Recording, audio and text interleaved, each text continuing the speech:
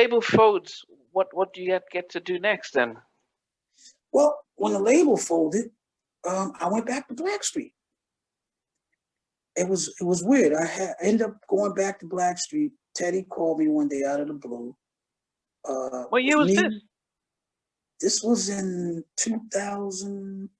I want to say 2005, maybe 2006, 2005. Okay. It was just, I only was there for about 6 months, not even a year. What happened was him and Chauncey I don't know, something went down with him and Chauncey. So he called me. It was me, Mark, and Eric, and Teddy. Okay. And then and this was to go on tour? Well, we went on tour. We was just touring. I think I did about 5 shows with him because I told him, I said, well, I'll come back on one condition. Well, 3 conditions. When I get off the plane, have my money. When I come to rehearsal, have my money. And when I hit the stage, have my money. We good to go. So, we did a couple shows and it was cool. But then it got crazy again. And I said, okay. He screwed up my money. And I said, I told you. I don't care if he screwed up a couple of $100. I was like, I don't care if it was a penny. He screwed it up. So anyway, that happened. And then I went back into independent solo mode again. And then somehow Chauncey called me out of the blue and he said, Lee, we're going to do this.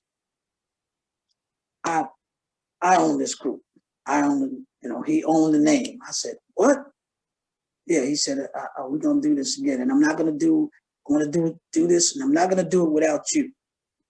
I said, I'm down.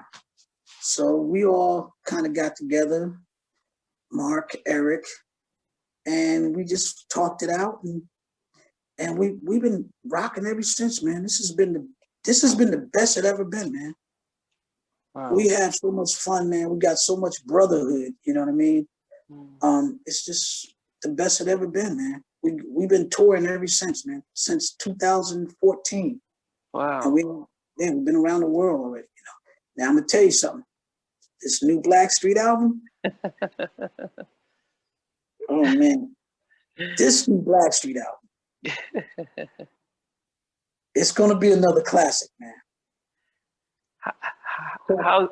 How's it like working with Jay Hart, a good friend of mine? Hot. Let's talk about Jay Hart. I taught him everything you know. No, I'm just joking now. Jay Hart, let's put it like this, man. This dude, he's like that Quincy Jones kind of guy, man. But on another level to me, you know what I mean? Because his sense of melody and feel, and he got his finger right on the pulse, man. This kid he's really good, man.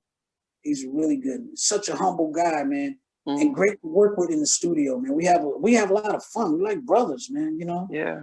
And that's what makes recording and that's what makes it fun, man. When you got people that respect what you do, and we have such respect for each other, And he knows where he knows our voices, man. So it's easy. It's like, yo, Lee, you sound good on this. I need you on this, bam.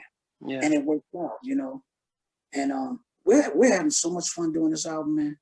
Yeah. Even though it's pandemic, man, we're having a good time. Is Sprague around as well, Doogie? Yes. Oh yeah, Sprague's another one, man. Come on, man. Sprague, Tony Brown, all these guys, man. It's crazy.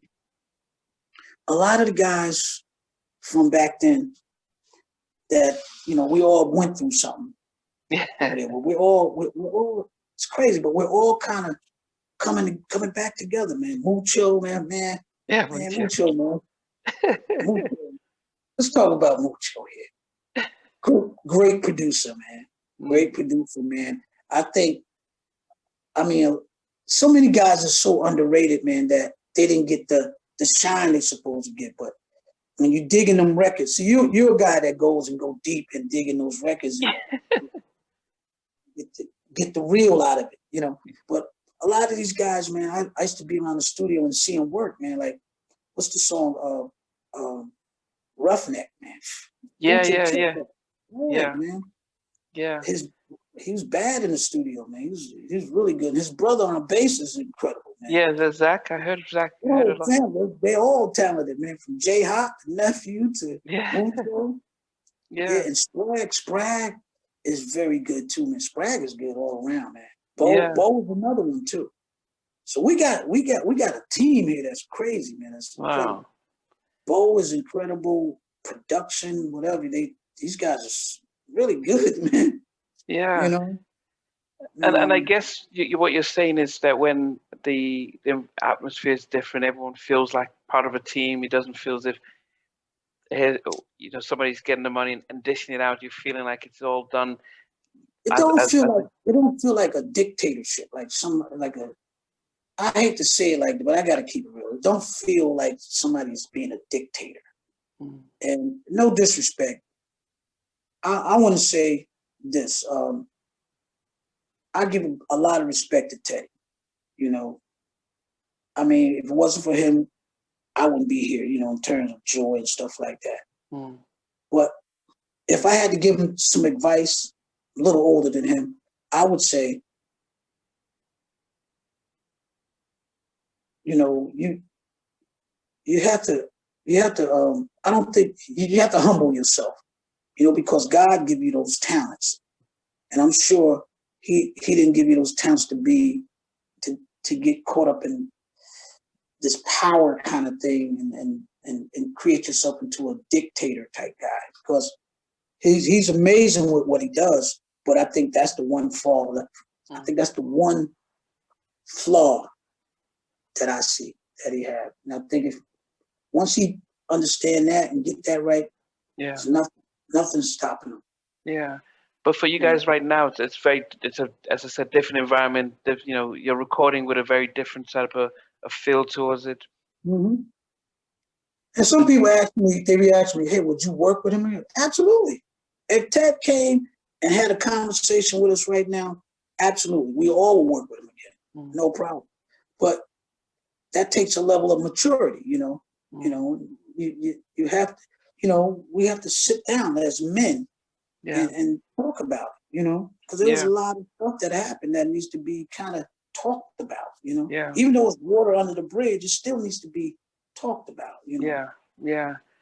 I mean, I think that's what is amazing to me. And this is one of the things I spoke to Chauncey about, was about getting you guys to share your story, because those of us would see that sometimes we see that there are two Blackstreets. Sometimes it's called BS2, and sometimes we hear it as Blackstreet, and then we hear you guys as Blackstreet. So competing. Okay, here's the thing I want to say about that, because somebody had made a statement and said, well, Teddy made us. Well, I always say, well, then make another one. If you made this Blackstreet, make another Blackstreet. It can't be duplicated. God made us. You understand what I'm saying? God brought that together. And those sounds are unique. Okay, of course, we're older guys now. Of course, you can get some young cat to come and mimic us. They're younger guys. Of course, they probably can run faster and everything. You can get it. Anybody with their common sense to know that, okay, that's a younger guy. Yeah. But those are not our fans. Our fans are the ones that grew up with us. And they want us like grown men. You know what I mean? It's like, I always just say this thing, and I don't want to be the old guy in the club with the white shoes on. You know what I mean? You know what I mean? I'm a grown man. And plus my kids keep me in check. They be like, Dad, come on. That's not, I'm like, no, I'm not going to wear that. I'm a grown man. I'm not going to be singing no songs that don't reflect my age. You know what I mean? But I'm not, it's all about swag and having a taste about what you do, but it's grown man stuff. Like this album is a grown up album, but it's good music, and good music is ageless to me, like Charlie Wilson. It's good music. You know what I mean? No, definitely. I think that's one of the things that we're going to enjoy when it comes out, and I think it's good for the group to get your side of the story across, because when we only hear one side, it's quite easy because, and I'd be honest. I mean, I told this to Eric that I was very much in the Teddy camp and down with Chance camp because I'm like he stole Blackstreet from Teddy because because I was as I said I've been a big Teddy fan since the Yeah. 80s. Anything he came out with, even if he just did a remix, I would buy it.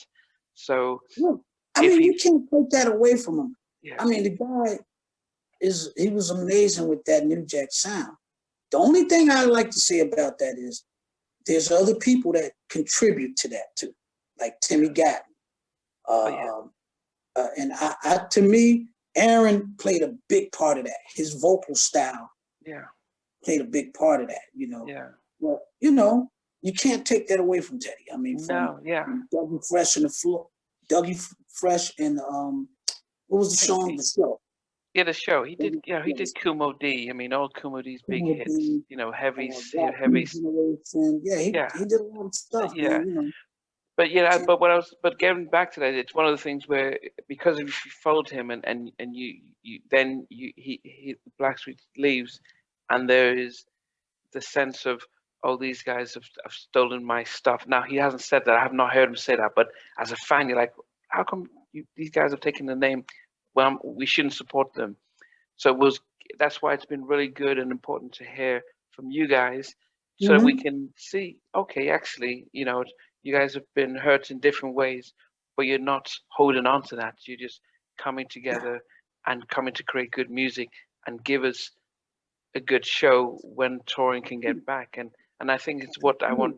Hopefully, the viewers and the fans could appreciate that you guys, all you guys wanted to ever do was to record and have fun and tour. But when things weren't in place to make it possible, it caused animosity. But now things are in a better place where we can actually appreciate seeing you guys live than we've ever seen you in a long time. Yes. Absolutely.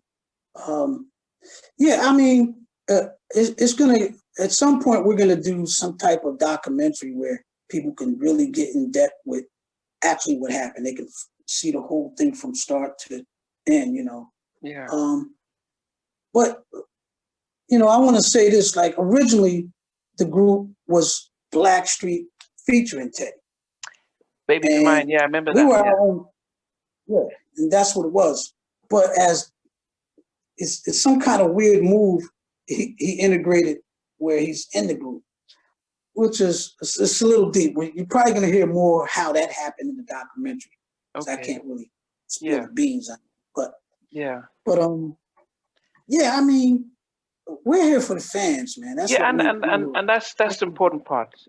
I did as a fan of Teddy, I did think that because he came out with Baby Mine, they were doing all the remixes, and I did think that he should have just let you guys and focus on just his production. Yes. But it was because we felt that when you're part of a group, you are hamstrung because he missed out on just churning out music and stuff, being part of the group. But that's history.